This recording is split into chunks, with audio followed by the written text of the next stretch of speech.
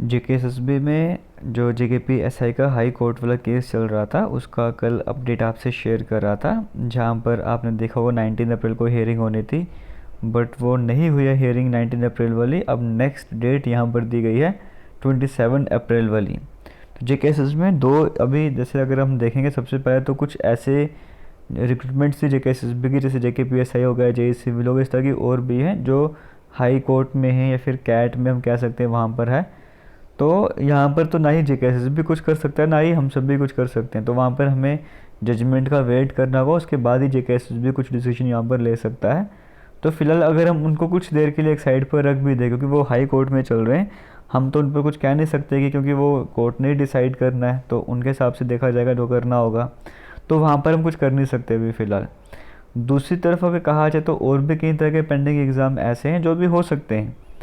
मैं कुछ एग्जांपल लेके बताऊंगा, जैसे वाइल्ड लाइफ गार्ड का एग्ज़ाम हो सकता है, या फॉरेस्ट की वैकेंसीज निकली थी उसको भी हालांकि चल रहा है केस वगैरह, फाइनेंस सब इंस्पेक्टर वाला है, VLW के, इस तरह से कई सारे पेंडिंग एग्ज़ाम अभी और भी हैं जो भी आने वाले टाइम पर, क्या अगर हम बात करें अभी भी अगर जेकेएसएस भी चाहे तो कंडक्ट करवा सकते हैं, क्योंकि ना ही वो ऐसे रिक्रूटमेंट्स हैं, वो ऐसे फॉर्म हैं जो कि ना ही कोर्ट हाई कोर्ट में ना ही कैट में है, तो उनका एग्ज़ाम एटलीस्ट होना चाहिए। लेकिन इशू ये बन जाता है कि जेकेएसएसबी का कहना है कि एपटेक से एग्ज़ाम कंडक्ट करवाने, और अभी लास्ट टाइम ये कहा गया था कि जब जब तक हाई कोर्ट का डिसीजन नहीं आएगा तब तक एग्ज़ाम नहीं कंडक्ट करवाए जाएंगे।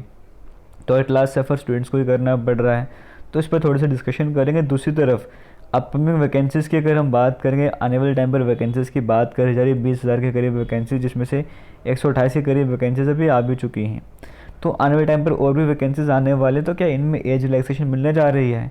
क्योंकि बाकी स्टेट और यूटी की अगर हम बात करेंगे, अब जो फॉर्म लगते हैं वो इस एज में, मतलब 4 से 5 साल का जो ड्यूरेशन होता है, इसमें एक बार अप्लाई करते हैं, फिर दूसरी बार अप्लाई करते हैं, तीसरी बार अप्लाई करते हैं, 2-3 बार तो वो ट्राई कर ही लेते हैं, है ना? इस तरह से रहता है, पहली बार एक्सपीरियंस करते हैं, दूसरी बार अच्छे से तैयारी करते हैं, ये सब रहता है।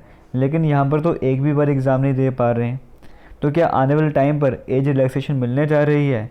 जो 500 रुपीज़ एप्लीकेशन फ़ी रखी जाती है, एक ही तरह का फॉर्म जो है, जैसे पंचायत सेक्रेटरी की बात करें, एक ही तरह की पोस्ट है, अलग अलग एडवर्टीजमेंट के थ्रू वैकेंसीज निकाली जाती हैं, हर बार 500 रुपये फिल करने पड़ते हैं।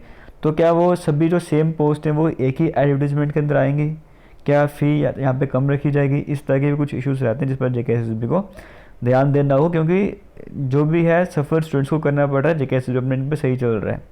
अभी अगर हम यहाँ पर देखेंगे, ये तो हो गया केस वाला। दूसरी तरफ बात करेंगे, अगर हम इलेक्शन जम्मू कश्मीर की अगर हम बात करेंगे, यहाँ पे नेक्स्ट वीक में जो इलेक्शन कमीशन की टीम है वो जम्मू कश्मीर में विजिट करने वाली है। ऑब्वियस ही बात है, यहाँ पे इलेक्शन होने जा रहे हैं, जिसका अंदाज़ा सभी को लग ही चुका है। तो इलेक्शन की तैयारी भी यहाँ पर चल ही रही है एक तरीके एक एंड से। और दूसरी तरफ इलेक्शन कमीशन की बात करेंगे, वो यहाँ पर आ रहे हैं नेक्स्ट वीक में, यहाँ पर जो भी सर्वे वगैरह जो उनको देखना को करने के लिए।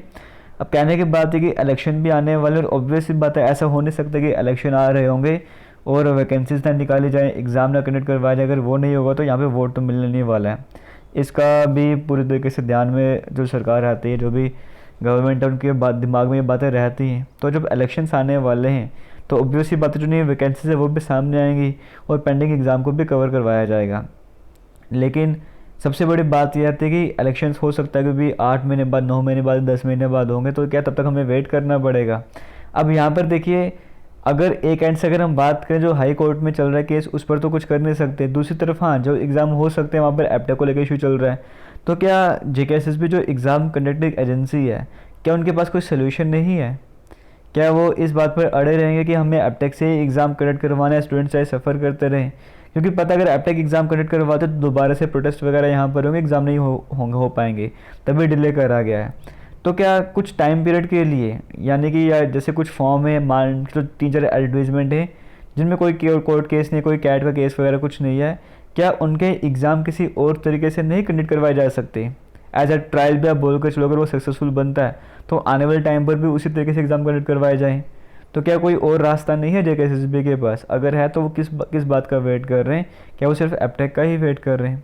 देखिए, अगर जेकेएसएसबी को सोल्यूशन नहीं है तो मैं आपको कहना चाहूँगा, कमेंट सेक्शन आपका है, आप कमेंट सेक्शन में कमेंट करिए, कुछ जेकेएसएसबी को सजेस्ट कीजिए कि किस तरीके से जो पेंडिंग एग्ज़ाम हो सकते हैं इस टाइम ड्यूरेशन पर, वो एग्ज़ाम कंडक्ट करवाए जाएँ, क्योंकि आने वाले टाइम पर और वैकेंसीज आने, उनके भी एग्ज़ाम कंडक्ट करवाने, तो अभी फ़िलहाल जो पेंडिंग है वो तो कवर करवाए जाएँ।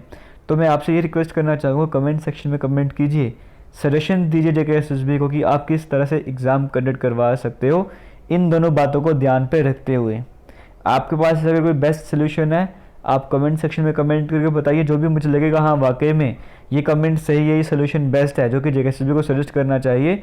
अगर उन्हें कुछ समझ नहीं आ रहा तो वो उसका मैं स्क्रीनशॉट लूँगा, वो टेलीग्राम पर भी शेयर करूँगा, ट्विटर पर भी शेयर करूँगा, फिर आपने आगे फॉरवर्ड करते जाना है, ताकि जो सोल्यूशन है वो सोल्यूशन सामने आ सके। एटलीस्ट आप जो एस्पिरेंट्स हो, आप स्टूडेंट्स हो, आप काफ़ी सारे काम कर रहे हो ऑलरेडी जेकेएसएसबी के, आप ये वाला काम भी जेकेएसएसबी के एंड से कर लो, उन्हें सोल्यूशन प्रोवाइड कर दो, ताकि बेस्ट सोल्यूशन हमारे सामने आए। और हम ये चाहते हैं कि एग्ज़ाम जो है जल्दी से जल्दी कंडक्ट करवाया जाए। ये दो इश्यूज़ को हम साइड पर रखेंगे, इनको साइड पर रखते हुए बेस्ट पॉसिबल वे में एग्ज़ाम जो है कंडक्ट करवाने चाहिए। हमारी यही डिमांड यहाँ पर इस टाइम चल रही है, क्योंकि टाइम काफ़ी ज़्यादा वेस्ट हो चुका है। अब यहाँ पर एक दूसरे को ब्लेम नहीं कर सकते कि इसकी वजह से एग्ज़ाम हुआ रुक रहा है, इसकी वजह से एग्ज़ाम रुक रहा है। अभी मेन ये पॉइंट बनता है कि एग्ज़ाम कंडक्ट होने चाहिए, और ऐसे होने चाहिए कि फेयर मैनर और ट्रांसपेरेंट मैनर हो, दोबारा प्रोटेस्ट वगैरह ना हो। इन बातों को ध्यान पे रखते हुए एग्ज़ाम कंडक्ट करवाने होंगे। वो सोल्यूशन बेस्ट अगर आपके पास है कमेंट कीजिए, वरना जेकेएसएसबी को अभी तक सोल्यूशन निकालना चाहिए। ये एपटेक जैसे केसेस का वेट नहीं करना चाहिए अभी फ़िलहाल। और दूसरी तरफ अपकमिंग वैकेंसीज़ की बात करेंगे, यहाँ पर यही डिमांड रहती है कि आने वाले टाइम पर फिलहाल वन टाइम एज रिलैक्सेशन मिलनी चाहिए। और जो भी सेम तरह की पोस्ट होती हैं उन्हें ऐसा नहीं करना चाहिए कि एडवर्टाइजमेंट नंबर 1 पे आधी पोस्ट डाल दी, आधी एडवर्टाइजमेंट नंबर 2 में डाल दी, आधी 3 में डाल दी, हर बार स्टूडेंट को 500 रुपये पे करने पड़ रहे हैं। ये सब भी नहीं होना चाहिए। एक ही तरह की जो पोस्ट है वो एक ही एडवर्टाइजमेंट के अंदर आनी चाहिए, क्योंकि ऑलरेडी काफ़ी ज़्यादा समय ले चुके हैं जेकेएसएसबी वाले, तो अभी उनके पास वैकेंसीज तो आ चुकी है, कौन सी वैकेंसीज वगैरह हैं, तो सारी वैकेंसीज एक साथ एडवर्टाइज करनी चाहिए, एक तरह की पोस्ट करनी चाहिए। और उनका भी एग्ज़ाम कैलेंडर सामने आना चाहिए, और इतना टाइम नहीं लेना चाहिए। टाइम ज़्यादा वेस्ट हो रहा है स्टूडेंट्स का, सफ़र यहाँ पे स्टूडेंट्स को ही करना पड़ रहा है। तो फिर से बोल रहा हूँ, अगर आपके पास कोई बेटर ऑप्शन है, सोल्यूशन है, कमेंट सेक्शन में ज़रूर बताइएगा। और जहाँ तक बात रही और भी जो अलग तरह के जॉब अपडेट्स होते हैं, मैं आपसे इसी यूट्यूब चैनल पर शेयर करता रहता हूँ। वीडियो सेक्शन में जाके आप बाकी जॉब अपडेट्स की वीडियोस भी देख सकते हो, और अल्टरनेट वे में कहीं पर अप्लाई करना चाहते हो आप अप्लाई वगैरह भी कर सकते हो। फिलहाल इस हियरिंग का 27 तारीख को जो भी अपडेट आएगा मैं आपसे ज़रूर शेयर करूँगा। लेकिन हाँ, ये होना चाहिए कि अभी सभी को मिलकर कुछ ऐसा करना चाहिए कि जेकेएसएसबी का जो पेंडिंग एग्ज़ाम है वो जल्दी से जल्दी होने चाहिए। जेकेएसएसबी को अपने एंड से एफर्ट्स लगाने चाहिए, इस बात पर नहीं रुका रहना चाहिए कि हमें एग्ज़ाम एपटेक से ही करवाने हैं, हम वेट करेंगे, यह है वो है। जो केसेस चल रहे हैं उन पर वो कुछ नहीं कर सकते, वो मानने वाली बात है, हम नहीं कर सकते, वो नहीं कर सकते। लेकिन जिन पर केसेस नहीं चल रहे, किसी तरह का केस नहीं, जिनके एग्ज़ाम हो सकते हैं, एटलीस्ट वो एग्ज़ाम तो होने चाहिए, ताकि कुछ ना कुछ चलता रहे, सिस्टम आगे बढ़ता रहे।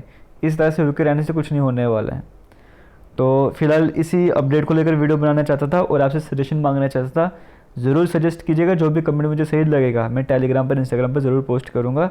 और पेंडिंग एग्ज़ाम जल्दी से जल्दी होने चाहिए। अपकमिंग वैकेंसीज़ की तो बात करी जा रही है, होम डिपार्टमेंट इतनी वैकेंसीज़ हैं, क्लास 4 की इतनी वैकेंसीज़ वगैरह रहने वाली हैं। इन वैकेंसीज़ को कोई नहीं रोकने वाला, ये वैकेंसीज़ आएंगी ही आएंगी। क्यों? क्योंकि इलेक्शंस भी आने वाले हैं और वैकेंट पोजीशंस भी हैं। लेकिन मेन पॉइंट ये है कि इनका एग्ज़ाम भी जल्दी से जल्दी होना चाहिए। थैंक यू एंड जय हिंद।